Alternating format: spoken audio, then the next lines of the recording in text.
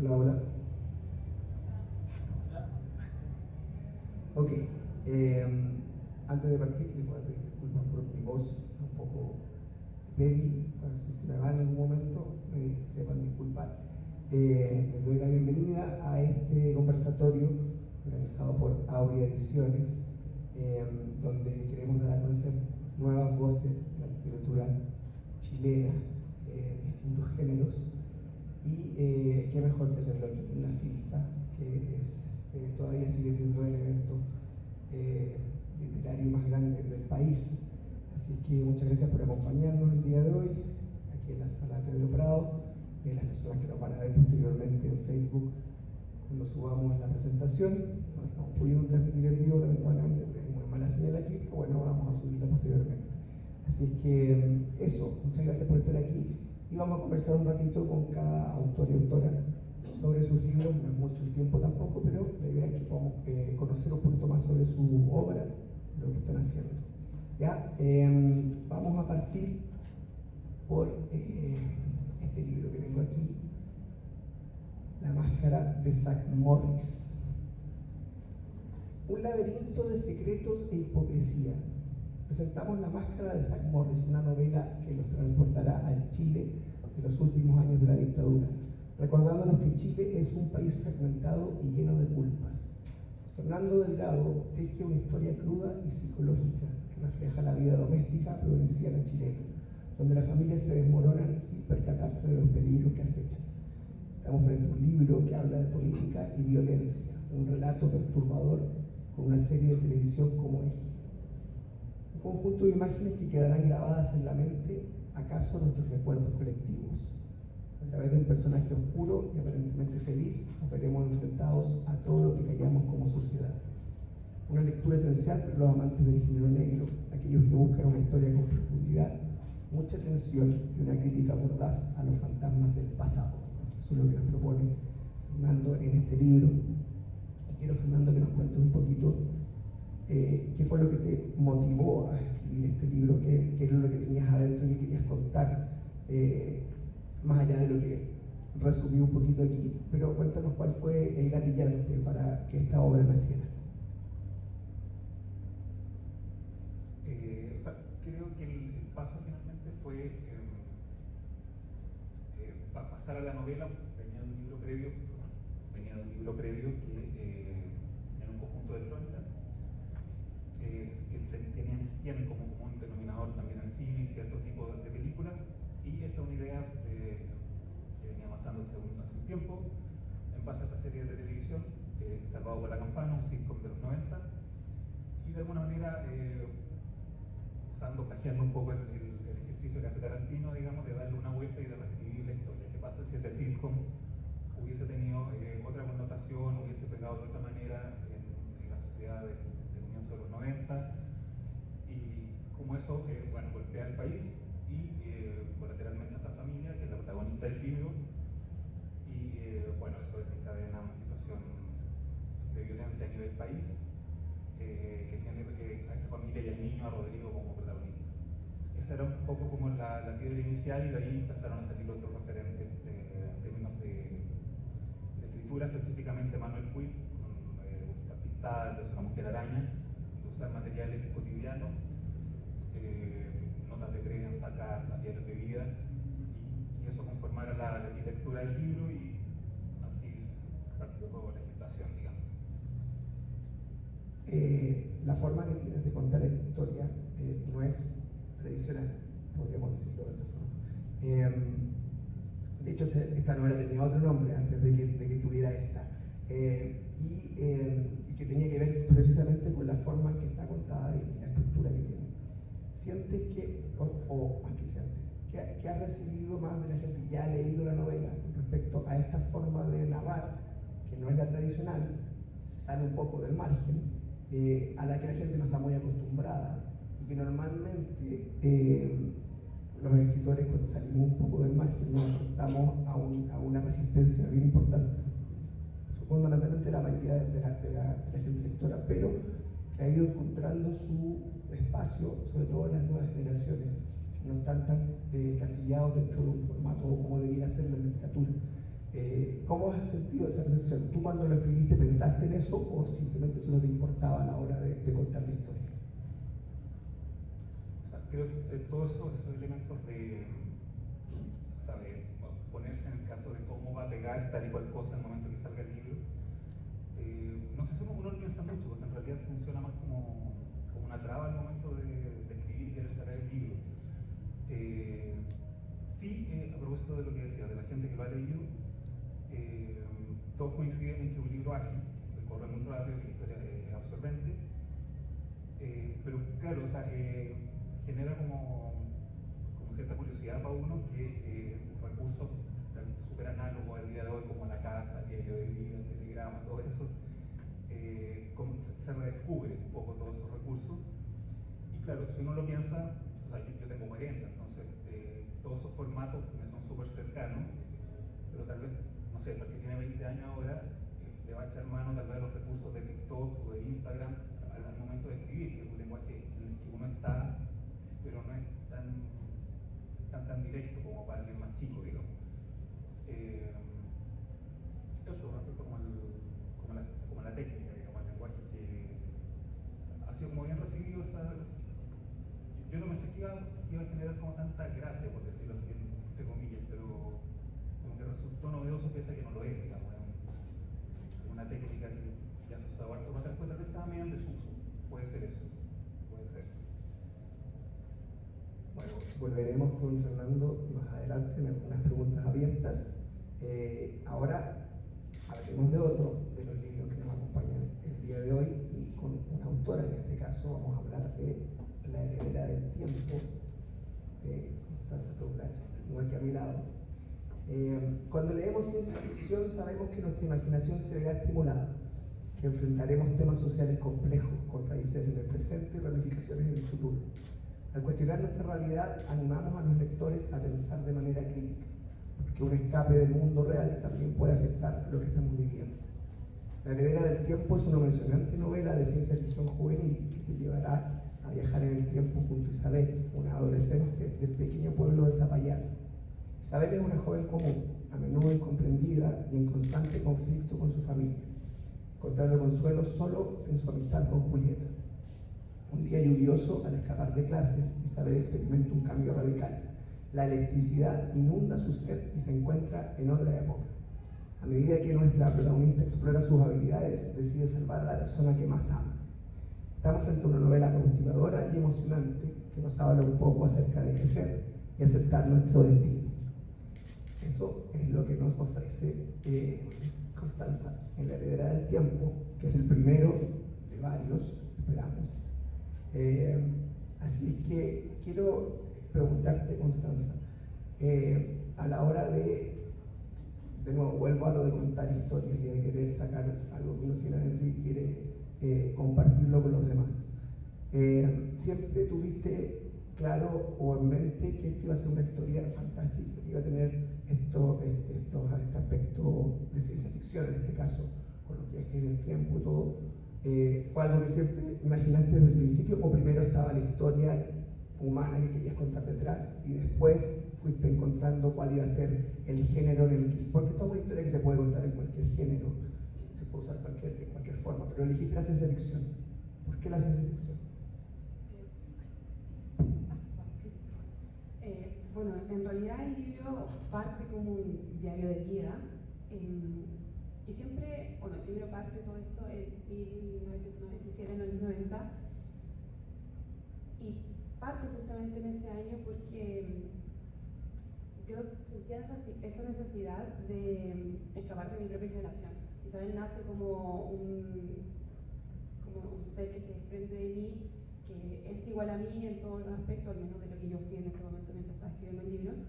Entonces era esta necesidad de escapar de mi propia generación, de este mundo tan caótico en el que estamos, y sentí que había alguien en algún lugar del espacio-tiempo o en un mundo ficticio que se estaba sintiendo como yo, que tenía las mismas, no sé, preocupaciones o inseguridades que yo, y que no era yo necesariamente. Era esa idea de sentir que alguien me entendía. al mismo tiempo que vivía esta vida noventera que yo nunca viví, pero que siempre he dicho, nací en el 98 y que pegaba siempre en el 98. O sea, tengo varias referencias que justamente me ayudaron a crear el libro, son puras referencias noventeras.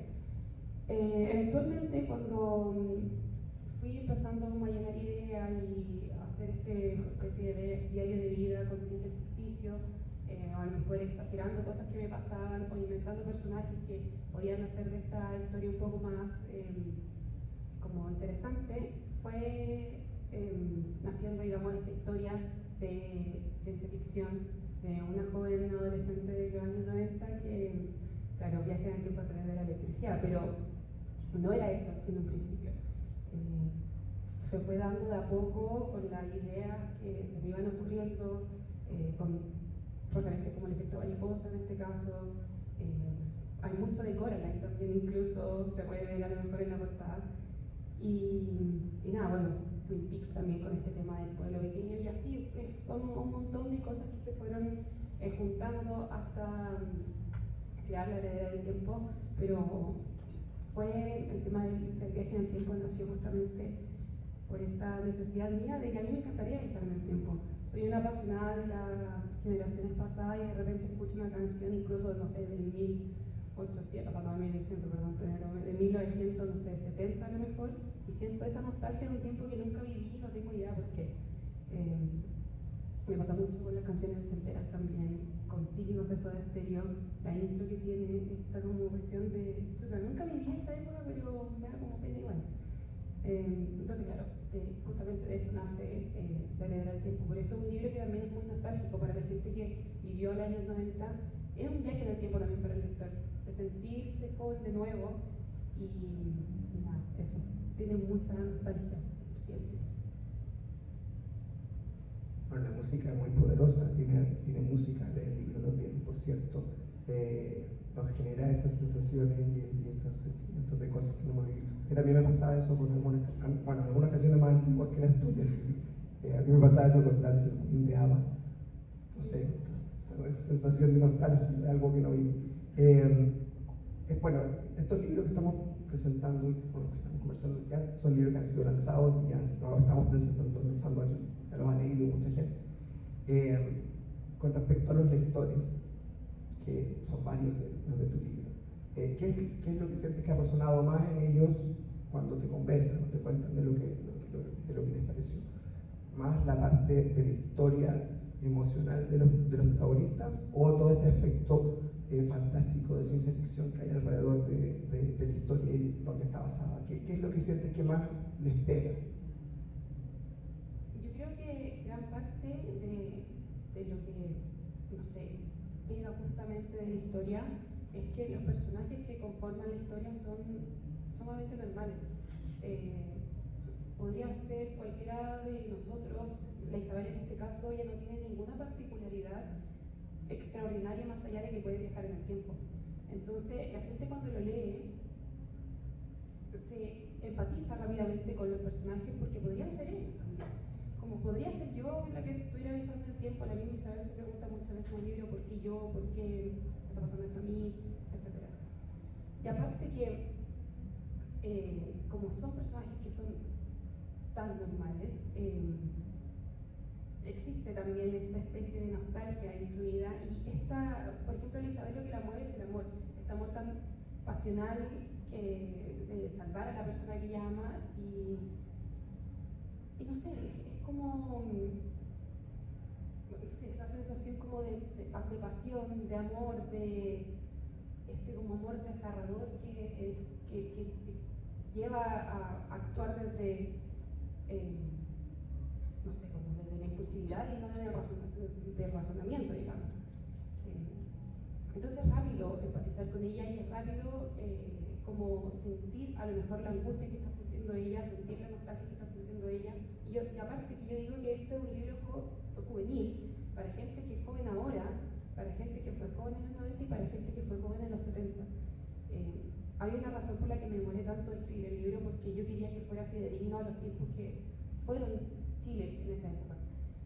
Una persona que vivió en los años 90 va a decir, sí, así eran los 90, así hablábamos, este era nuestro comportamiento, este era nuestro sueño, esta era nuestra forma de vivir, de hablar, incluso la jerga.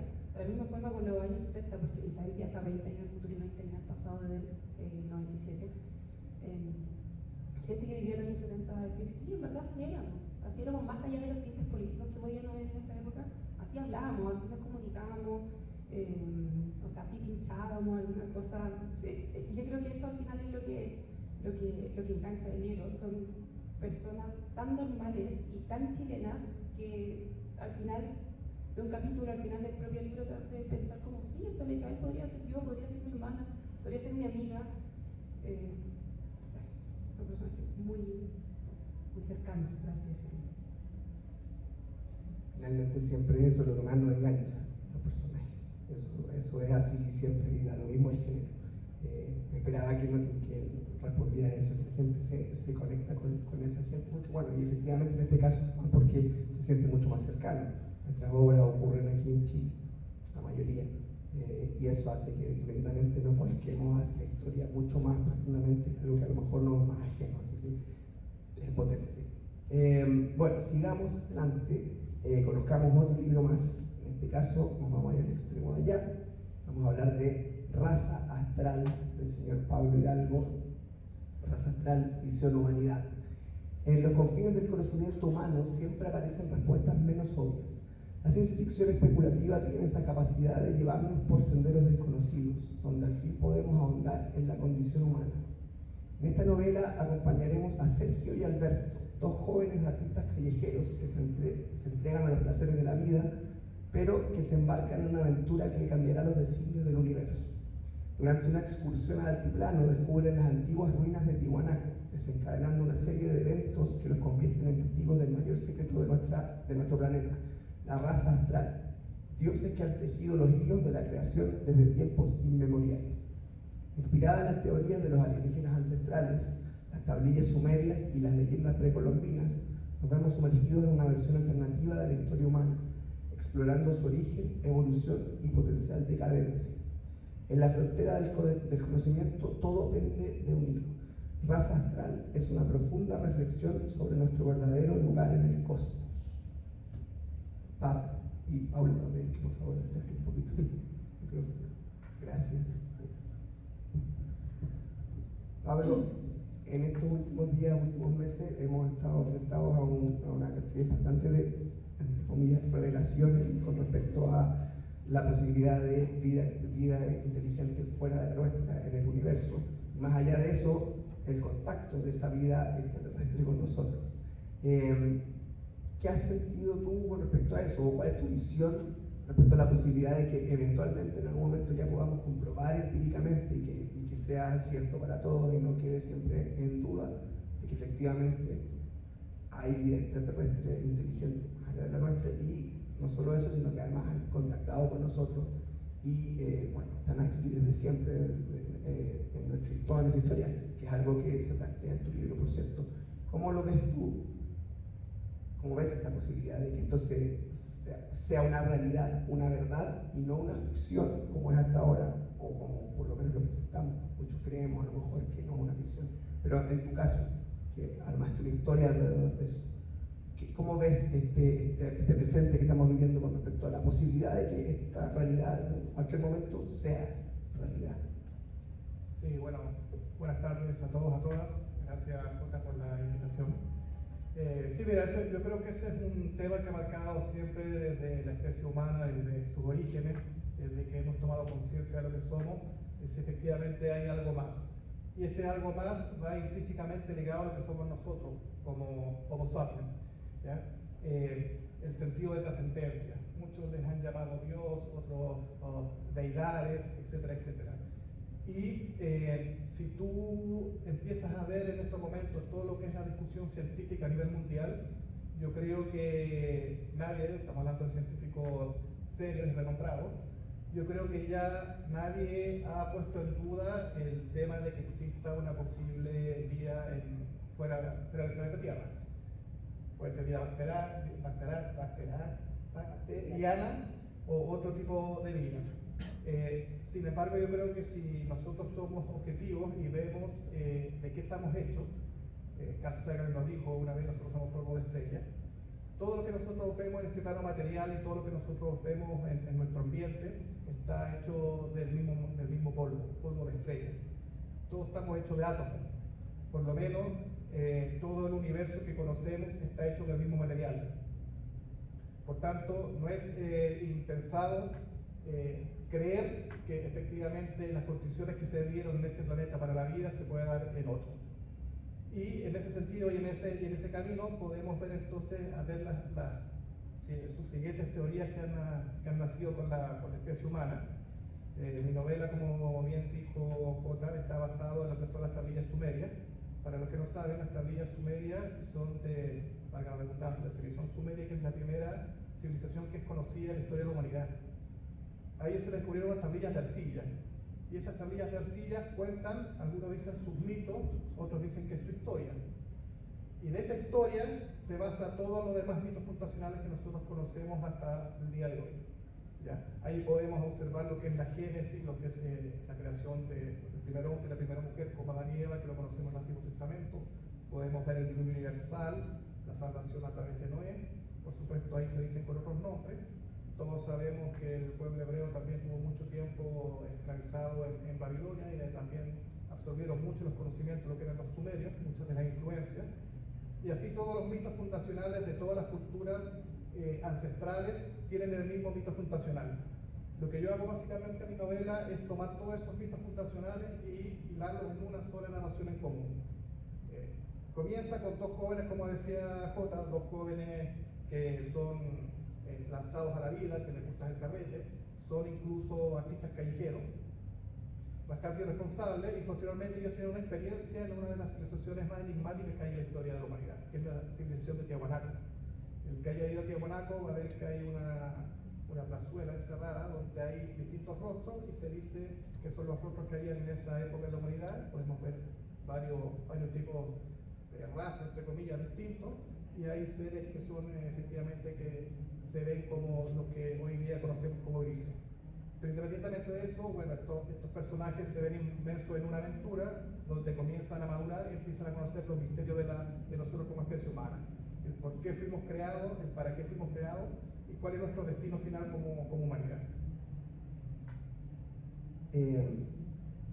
Bueno, se desprende de todo lo que cuentas y cuánto te apasiona esta materia, que más allá de a lo mejor querer contar una historia, simplemente con esto también querías transmitir algo que para ti, me imagino, y quiero que lo compartimos, es una realidad también. No es solo una teoría o una ficción o algo de lo que tú te basaste para poder crear una historia y en el fondo entretener, que lo hace, por cierto, el libro. No es un libro de historia, no está adoctrinando, no está enseñando algo, lo hace, pero a través de la narración de una historia ficticia que también nos envuelve, nos engancha, sobre todo por lo que nos cuenta Pablo de su protagonista, que son dos personas comunes y corrientes, a lo mejor un poco más carreteras que lo normal, pero son comunes y corrientes, o por lo tanto es algo que le podría haber pasado también a cualquiera de nosotros en un viaje, encontrarnos con esta situación. Sin embargo, eso que hay detrás, esto de querer contar esto que a lo mejor para ti es una verdad, ¿era la idea principal detrás de contar esta historia, o más bien querías contar la historia que se había ocurrido alrededor de los personajes que vivían esto? ¿Qué fue el motivo? El fondo, la chispa fue con esto que hay detrás, o la historia de los personajes que se te ocurrió alrededor. ¿Quieres más bien mostrar esta realidad que es para ti y compartirla con los demás? Sí, hay un objetivo principal detrás del libro y una motivación especial, y es que nosotros en nuestra historia como chilenos y como latinoamericanos siempre nos enseñan la historia y la mitología de los dioses de Grecia, de Roma, de los europeos, pero nunca nos han enseñado realmente de dónde nosotros venimos como seres latinoamericanos, como chilenos, como entes de este continente. Y lo que hace el libro, expliqué un poco de lo que está basado en las tablillas sumerias, pero el libro después se traslada a nuestro continente americano. Y de ahí está visto de la cosmovisión de los pueblos precolombinos, tanto el mapuche, los incas, los olmecas, los mayas, porque como dije también, todos los mitos fundacionales es siempre el mismo, y lo que hacen es cada uno interpretarlo a su modo. Y lo que quise hacer yo es mostrar a través de esta novela a una serie de personajes que son nuestros y que nadie conoce, o que la mayoría no conoce, y que en definitiva existen en la mitología de nuestros pueblos. Todos admiramos la cosmovisión, por ejemplo, de los mapuches, pero nadie sabe de dónde vienen. Y sin embargo, ellos tuvieron una deidad principal, que fue la que demostró mucho de lo que nosotros conocemos como esa cosmología del pueblo mapuche. Y así, con los incas, el templo de Tiahuanaco, que se llama Viracocha, etc. En México también. Y son seres que efectivamente no solamente perduraron por lo que hicieron como arquitectura, como la inspiración que construyeron los templos y las pirámides que todos admiramos, sino que por una trascendencia espiritual profunda y una forma también de mostrar una moral y una ética de una sociedad distinta que tanta falta nos hace en estos tiempos actuales. La idea principal era un poco eso, verlo desde nuestra perspectiva como latinoamericanos y también observar de qué está hecho el ser humano y por qué somos seres humanos, porque nadie nos enseña por qué somos seres humanos. Nosotros vamos al colegio, nos enseñan matemáticas, nos enseñan biología, la parte biológica, pero nadie nos enseña esencialmente por qué somos seres humanos, de qué estamos hechos como seres humanos. Y ahí un poco la novela trata de eso. Fantástico. Bien. Finalmente, y no menos importante, por cierto, pasamos a Ruleta Rusa de Paula Tapia, que nos acompaña aquí también. La acción desenfrenada también tiene su espacio en nuestra editorial. Acá tenemos un trepidante thriller que nos llevará al oscuro mundo de los asesinos a sueldo. Morrigan fue forjada en el frío y la adversidad desde su más tierna infancia. También ha perdido todo lo que amaba. Pero finalmente se convirtió en la mujer asesina, en la mejor asesina del bajo mundo, trabajando para el Dragón, uno de los criminales más buscados. Llevar una vida rodeada de farsas y manipulaciones tarde o temprano pasa la cuenta. Todo comienza a desmoronarse cuando Morrigan descubre pistas de su pasado. Le presentamos aquí un libro muy entretenido y rápido de leer, donde cada decisión tiene una consecuencia: supervivencia, poder y redención. Porque todo tiene un precio en esta vida, pero la diversión y la adrenalina están más que aseguradas en esta historia que nos propone Paula. Historia además que quiero contarles que ganó el tercer lugar al mejor libro de ficción para jóvenes adultos este año en los International Latino Book Awards. Es un libro ya premiado. Y Paula, quiero primero saber que nos cuentes de dónde viene, cómo se te ocurrió esta historia, por qué hablar de esto. Tú estudiaste prevención de riesgo. Quizá un mundo a lo mejor muy distinto, pero ¿por qué? ¿Qué hay detrás de ti? Quisiste contar una historia sobre asesinos a sueldo, en este caso sobre Morgan, una asesina, una de las mejores además. Cuéntanos el origen de esto. Bueno, principalmente, pido perdón por mi voz, estoy un poco difónica, pero principalmente, claro, mi mundo laboral, mi vida, está muy separado de lo que es literatura.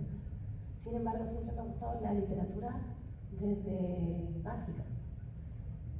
Morrigan nació principalmente de un sueño. Yo soñé con Morrigan. La imaginé en un puerto, parada, imponente. Ella me mostró su historia. Ella me dijo: yo soy esto es lo que hago. Yo soy así.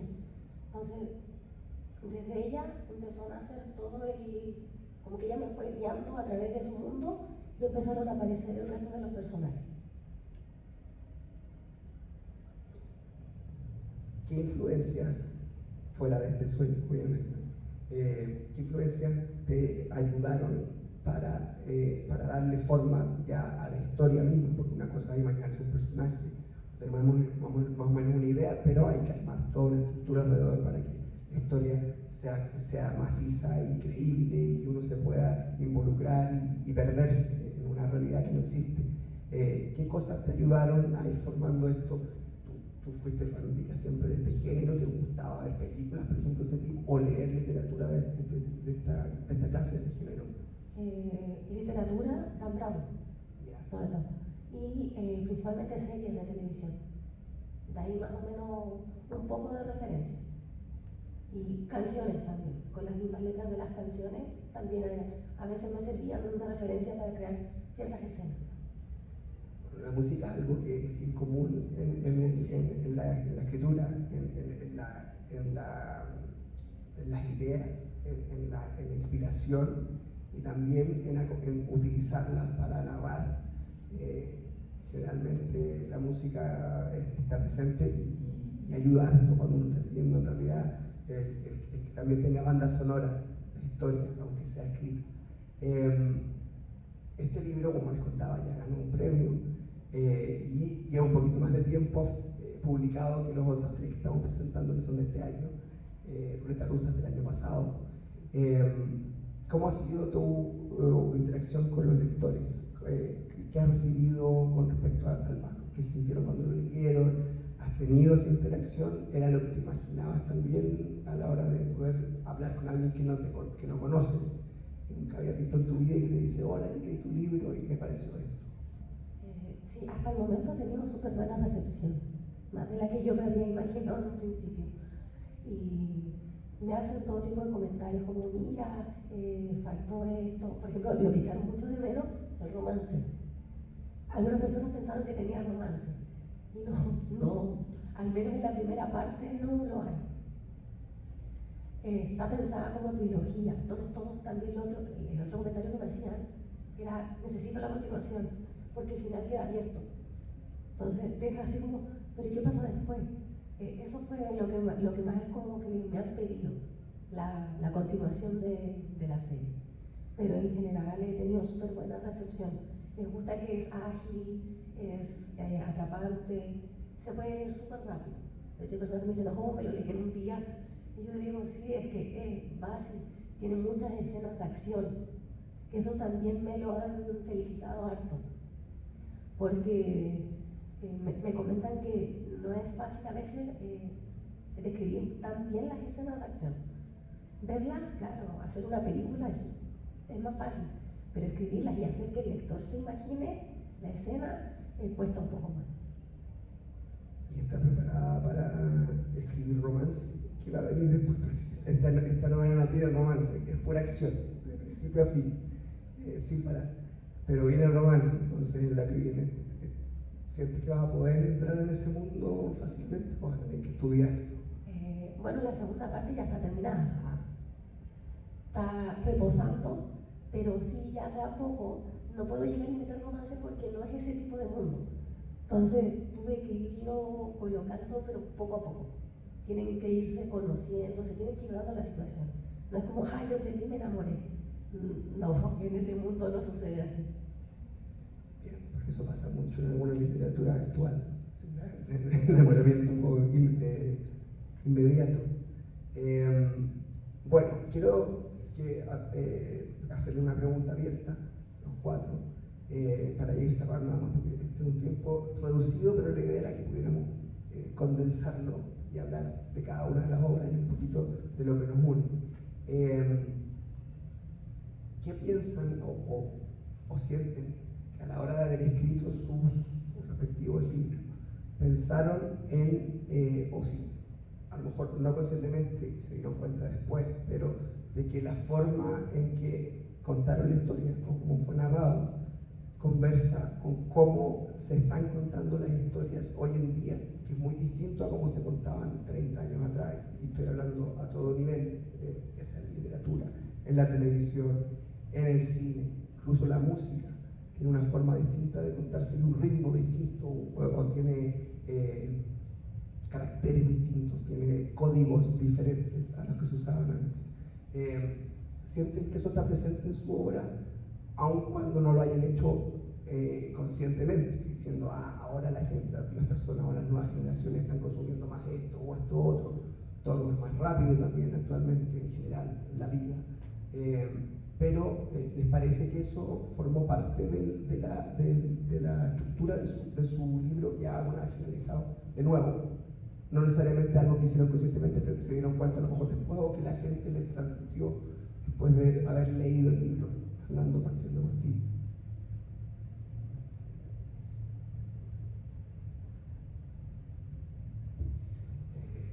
Respecto a lo que decías, sí, creo que de alguna manera es como un relajo, tal vez como de parte de cierta generación de escritores, ¿verdad? Con un buen sentido, digo, como de probar con otras técnicas, con otro estilo, y también está toda esta corriente como de la narrativa transmedia, que, o sea, el lenguaje del videojuego pegan de cierta novela, la literatura Wattpad se cruza también con la tele, o la tele absorbe un poco de Wattpad, como que está todo bastante unido, digamos, se generó ahí como una mutación bien rica, digamos, y como que siento que hay como un lenguaje universal un poco, como que todo se contagia de todo y está como bien cruzado, como que no hay un purismo, tal vez, como decir, no sé, esta novela es puntualmente esto, como que al final todo se contagia de todo, digamos, y como que uno recibe múltiples influencias de todos lados, digamos, desde los clásicos hasta lo más nuevo. Creo que eso enriquece, digamos, los libros de cada escritor desde un tiempo a esta parte. ¿Eso es algo que te parece atractivo, te gusta, o eres más purista? Porque hay altas vertientes con respecto a cómo se está contando ahora, y hay alguna gente que no le parece, pero ¿tú crees que como va a todo nivel, todo tipo de plataformas y formatos, esta forma de contar las historias ahora es algo que te parece atractivo, te gusta? O sea, que como que es inherente finalmente, como que iba a pasar en algún momento, estamos como tan insertos, digamos, en plataformas, en redes sociales, en aplicaciones, que eso tarde o temprano iba a chocar con el modelo más clásico, digamos, como no sé, de la literatura que nos enseñan como en el colegio, de lo que es la literatura, digamos, que ahora todo está cruzado con todo, y creo que ayuda finalmente a llegar a públicos nuevos, tal vez como que todavía le asusta un poco esta idea como del libro, que es como algo denso, no sé qué, que se puede ser denso, puede tener un grado de complejidad, pero también puede estar narrado con estas técnicas más nuevas, por así decirlo. Constanza, ¿también piensas que actualmente está todo muy unido y que es algo que, de nuevo, consciente o inconscientemente lo vertemos a nuestra escritura, está presente ahí, a lo mejor sin darnos cuenta incluso? Bueno, en realidad a mí me pasa algo muy similar con el tema de la lectura. Yo como lectora, que me aburro muy rápido de repente de los libros. Entonces, este libro, a pesar de que se ve muy como gordo y muy grande, es un libro de fácil lectura porque lo escribí para gente como yo, que es más ansiosa, de que necesita, a lo mejor que la ansiedad, que es un fenómeno que está ahora demasiado inmerso en la sociedad, como que básicamente todos tenemos ansiedad y que está bien que se normalice. Justamente el libro está para gente muy ansiosa, que quiere todo demasiado rápido, que quiere la acción como al tiro. En el primer capítulo ya quedan de pelota. Entonces, claro, yo creo que eso es parte de lo que a veces los jóvenes están buscando hoy en día, que toman un libro, no sé, están en el tercer capítulo y a lo mejor todavía no ha pasado nada y se presentan todavía los personajes, y al final eso les termina aburriendo, como lo que decía aquí Fernando, perdón, como decía Fernando, de esa literatura un poco más clásica que te enseñan en el colegio. Yo creo que eso es de repente lo que yo intenté, pero no, es que decir intentar no, porque en realidad como que me nació así nomás. Me pasaba que durante la edición del libro, porque yo me lo releí de una cantidad inmensa, de veces libro no me sé de memoria casi, yo misma decía, está fome, en verdad esta escena está fome, chao, no quiero. Y yo me ponía mucho en el caso del lector más a lo mejor quisquilloso, y tratar de mantenerlo aferrado a la historia. Además que tuve mucha influencia, Stephen Chbosky, el autor de Mi amigo imaginario, fue una gran inspiración para mí a la hora de narrar, que él tiene una forma demasiado cinematográfica para contar historias. Yo creo que es parte de su esencia como director, y quería un poco lograr eso. Mi amigo imaginario, justamente de Stephen Chbosky, es un libro gigante, pero que sin embargo yo me lo leí en una semana porque me sentí viendo una película, y quería yo un poco lograr eso. Además que el libro en sí lo escribí pensando que en algún momento iba a ser una película. Entonces, claro, quería un poco transmitir esta sensación cinematográfica de wow, estoy viendo una teleserie, estoy viendo una película, etc.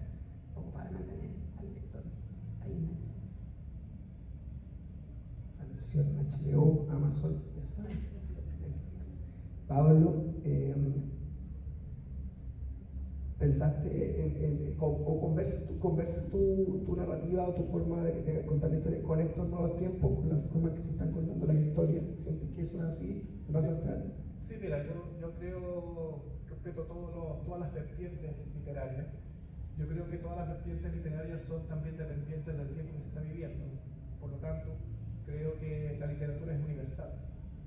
Un libro puede pasar por distintas generaciones y por distintos gustos de una misma persona. Por ejemplo, una persona que es muy joven le puede gustar un tipo de literatura, pero después, con el transcurso de la vida y los golpes de la vida, muchas personas también van cambiando de gusto y, por lo tanto, un libro que se puede haber escrito antes puede también ser de su gusto cuando al principio no lo era. Entonces, en esos términos, la literatura es universal. El arte, en el fondo, es una de las pocas actividades del ser humano que une a las personas. Y eso es importante. Yo, en mi novela, básicamente, lo que quise tocar es un tema de trascendencia que es lineal y transversal a toda persona desde que nace hasta que muere.